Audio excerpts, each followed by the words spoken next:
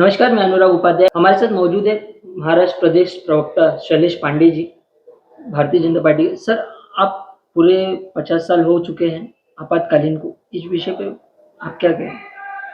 देखिए, आज का जो दिन है आपातकाल का, ये बहुत ही दर्दनाक दिन है।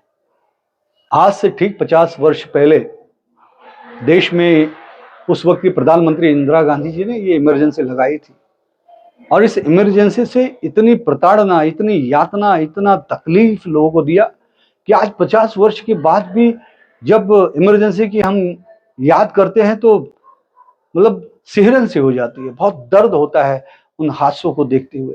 जिस प्रकार से इंदिरा गांधी जी ने देश के चारों लोकतंत्र के स्तंभ को खत्म कर दिया, लोकतंत्र की हत्या की, संविधान की हत्या की।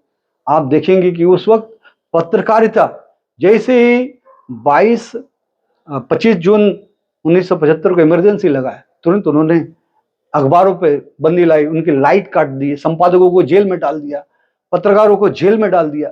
कुलदीप नैयर जैसे इतने बड़े संपादक, वो कितनी प्रताड़ना हुई उन्होंने अपनी किताबों में लिखा हुआ है। टाइम्स ऑफ इंडिया हो, इंडियन एक्सप्रेस हो, बड़े से बड़े अखबार हो, छोटे से छोटे पत्रकार हो, अखबार हो, सभी को प्रताड़ित किया गया। 21 महीने लगातार 75 से लेकर 77 तक जेलों में ठूसे गए। करीबन इतनी प्रताड़ना हुई लोकतंत्र के चौथे स्तंभ पत्रकारिता को।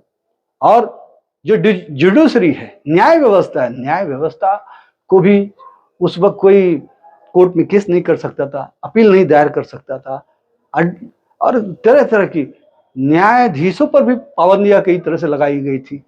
और हम तीसरी चीज देखते हैं कि विरोधी पक्ष के जितने भी नेता थे वो उन सारे लोगों को जेल में ठूस गया। माननीय जयप्रकाश नारायण जी, अटल बिहारी वाजपेयी जी, लाल कृष्ण आडवाणी जी, मुलायम सिंह जी, लालू जी और नानाजी देशमुख, अरुण जेटली, अश्विनी प्रसाद चौबे, जितने बड़े से बड़े नेता थे, संघ के रजू भैया जी, और बहुत यातनाएं दी, प्रताड़नाएं दी गई थी और वो कोई भूल नहीं सकता है।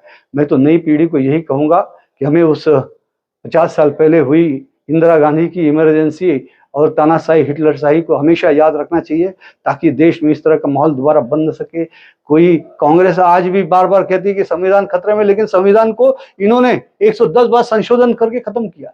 इन्होंने इमरजेंसी लगाकर लोकतंत्र की हत्या की, डॉक्टर बाबा साहब अम्बेडकर के संविधान को खत्म किया, और ये उल्टा चोर कोतवाल को डांटे ऐसी ये बातें करते हैं। सर, उस समय कई नेता भी जेल में थे। उस विषय को भारतीय जनता पार्टी ने और कई अन्य पार्टियों के नेता भी जो जेल में थे, उस समय के सांसद और जो कार्यकर्ता थे उस समय जेल में थे। उस समय की परिस्थिति पे आप क्या ये कहेंगे? देखिए, मैं कुछ चीजें आपको बताता हूँ। देश के पूर्व प्रधानमंत्री आदरणीय अटल बिहारी वाजपेयी जी, वो बेंगलुरु के जेल में थे। लाल कृष्ण आडवाणी जी बेंगलुरु के जेल में थे। मधु दंडवते जी वो जेल में थे। जॉर्ज फर्नांडिस जी जेल में थे। और उस वक्त जो राष्ट्रीय स्वयंसेवक संघ और उनकी जैसे 26 सामाजिक संगठनों को बैन कर दिया गया। उनको, उनके कार्यकर्ताओं को, नेताओं को जेल में डाल दिया। और जेल में यातनाएं किस तरह की कि उनको टॉर्चर किया जाता था, उनको मारपीट की जाती थी उनके साथ, उनके नाखून हमारे कार्यकर्ताओं को निकाले गए। इतना दुखद, इतना जघन्य। सर, बताया जाता है कि इस पे सबसे, इसका जो इस आपातकालीन का था, इस पे सबसे ज्यादा उत्तर भारतीयों पे प्रभाव पड़ा था। इस विषय पे आप? देखिए, ये विषय पूरे देश का है और सभी जगह इसका असर हुआ था। पूरे देश में इसका, कश्मीर से लेकर कन्याकुमारी तक इसका असर हुआ था। उस समय के जो प्रधानमंत्री, उस समय उन्होंने जैसे आपातकालीन लागू की थी, उस समय जो परिस्थिति निकल के आई थी, उस समय की परिस्थिति को आप भापते हुए आज के युवकों को और आगे चल के पीढ़ी को आप क्या कहेंगे? देखिए, सबसे पहले तो मैं युवकों को यह कहूंगा कि उन्हें इमरजेंसी के कारण को भी जानने की आवश्यकता है। हम जनरली 2-3 चीजों को ही पब्लिक में ये जानते हैं कि इंदिरा गांधी जी जब रायबरेली से चुनाव लड़ी थी वो 1971 में, तभी संयुक्त मोर्चा के राजनारायण जी रायबरेली से लड़े थे और वो 1 लाख वोटों से हार गए। वो हारने के बाद वो इलाहाबाद हाई कोर्ट में केस दायर करते और केस दायर करने के बाद 12 जून 1975 को इलाहाबाद हाई कोर्ट उस पर निर्णय देता है और निर्णय ये देता है कि इंदिरा गांधी के प्रधानमंत्री पद से हटने का निर्णय देता है। और इतना ही नहीं, उनको 6 साल तक चुनाव न लड़ने का भी निर्णय ये इलाहाबाद हाईकोर्ट देता है। इसका कारण क्या बताया कि इंदिरा गांधी ने चुनाव में धांधली की। धांधली किस तरह से कि उन्होंने जो सरकारी मशीनरी थी उसका दुरुपयोग किया, सरकार के पैसों से उन्होंने चुनाव लड़ा। उनके जो स्टेज थे, मंच थे, वो सारी चीजें, साहित्य थी, वो सरकारी पैसे से लिया था। अधिकारी सरकारी उनके कार्यकर्ता बन के काम करते। इन सारी चीजों को देखते हुए हाईकोर्ट ने निर्णय दिया और वो हाईकोर्ट के निर्णय के खिलाफ सुप्रीम कोर्ट जाती है। लेकिन सुप्रीम कोर्ट ने भी इलाहाबाद हाईकोर्ट के निर्णय को सही ठहरा और इसीलिए उस डर के मारे वो इमरजेंसी की तरफ गई। दूसरा कारण ये आता है, उसमें जेपी आंदोलन चल रहा था। जयप्रकाश नारायण जी के नेतृत्व में पूरे देश में विद्यार्थी हो, मजदूर हो, सभी आंदोलन कर रहे थे क्योंकि महंगाई और भ्रष्टाचार चरम सीमा पर था, इनका तानाशाही चरम सीमा पे था। तो ये दूसरा कारण उन्होंने दिल्ली में 25 जून को सुबह दोपहर में ही जयप्रकाश नारायण जी ने बहुत बड़ा आंदोलन किया और उन्होंने रैली की रामलीला मैदान में उन्होंने वहां से नारा दिया कि राष्ट्रीय कवि रामधारी सिंह दिनकर जी की कविता को कोट करते हुए कि सिंहासन खाली करो कि जनता आती है, और उसके बाद देश में उबाल से उठती है। लेकिन ये दो कारण तो सभी जानते हैं। तीसरा सबसे महत्वपूर्ण कारण मैं आपको बताता हूं, आप इतिहास पढ़िए, और जो आदमी अपना इतिहास नहीं पढ़ता है उसका भूगोल गोल हो जाता है, वो अपने आप को नहीं समझ पाता, देश को नहीं समझ पाता है।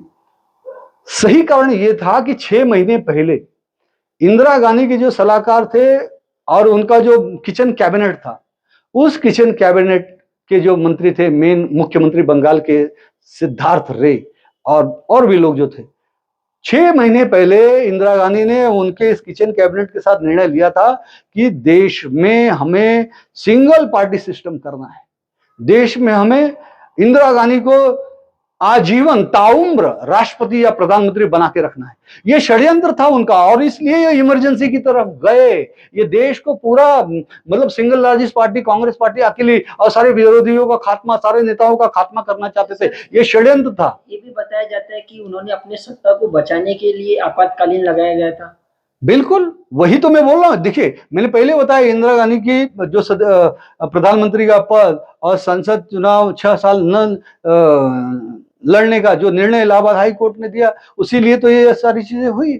और उनको ये नहीं सत्ता बना के रखनी थी, लाइफ टाइम सत्ता बनानी थी, कांग्रेस को लाइफ टाइम चलाना था। और कांग्रेस नहीं, इंदिरा गांधी, क्योंकि उस वक्त एक डीएम बरुआ करके नेता थे, उन्होंने नारा दिया था Indira is India, India is Indira. लेकिन इस देश की मिट्टी में वो ताकत है, उखाड़ के फेंक दिया इंदिरा गांधी के तानाशाही को, इंदिरा गांधी के हिटलर शाही को। क्या हुआ जब 1977 में चुनाव हुआ देश में लोकसभा का, 40 साल के बाद पहली गैर कांग्रेसी सरकार बनी, सारे विपक्ष एक हुए, जनता दल और उस वक्त जयप्रकाश नारायण जी के नेतृत्व में सारे लोग एकजुट हुए, जनता दल की सरकार बनी। कांग्रेस उस चुनाव में बुरी तरह हार गई, इंदिरा गांधी रायबरेली से अपनी सीट हार गई और ये जनता ने उनके मुंह पे करारा तमाचा दिया कि इस देश की मिट्टी में तानाशाही नहीं चलेगी, इस देश की मिट्टी में हिटलरशाही नहीं चलेगी, यहां लोकतंत्र की हत्या नहीं चलेगी, यहां संविधान की हत्या नहीं चलेगी। यह देश नैतिक मूल्यों पर चलेगा, यह देश लोकतांत्रिक मूल्यों पर चलेगा, यह देश संविधान से चलेगा। आज डॉक्टर बाबा साहब अंबेडकर जी के संविधान से देश चल रहा है और देश के यशस्वी प्रधानमंत्री नरेंद्र मोदी जी संविधान को सक्षम करने के लिए, लोकतंत्र को सक्षम करने के लिए हमेशा ये कहते हैं सबका साथ, सबका विकास, सबका साथ, सबका प्रयास, और उसी नीति पर आज मोदी जी। आप ध्यान से देखिए कि किस तरह से उस वक्त इंदिरा गांधी ने सारी विरोधी पार्टियों को खत्म करने का कुचक्र किया, सारे नेताओं को जेल में डाला।